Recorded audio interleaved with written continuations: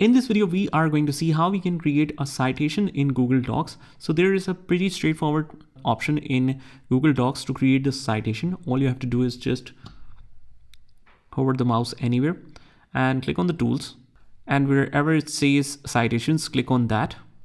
And in whatever style you want to add the citations, whether it's MLA, APA, or Chicago author date, I'll just select MLA for the sake of example.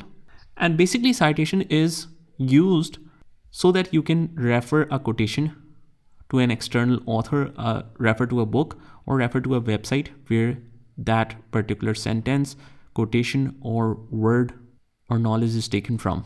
That is very important, especially in the college assignments or any kind of projects where you need some external references. So add the citation source, and you select the source type as either book section, website, journal article, newspaper article, or so on.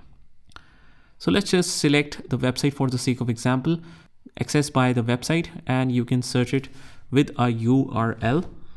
And let's say that we access it with www.google.com and click on search.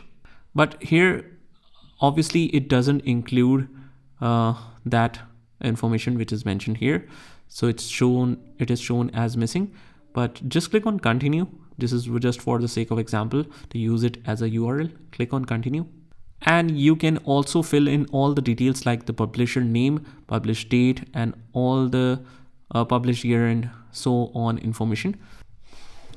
Reference with Google, let's say. You can give a short title here, and you can add the author name, middle name, and so on. Click on add the citation source. And finally click on insert work cited, and it will be added like this. So as you can see, it says work cited and it shows a complete reference here. So instead of manually adding it in these particular words, you can easily add it with the by default citation options, and you can further format it like in the italic style or so on. And that's pretty much it, guys. I hope you found this video helpful, and if you did, hit the like button and subscribe to our channel, and I will see you in the next one.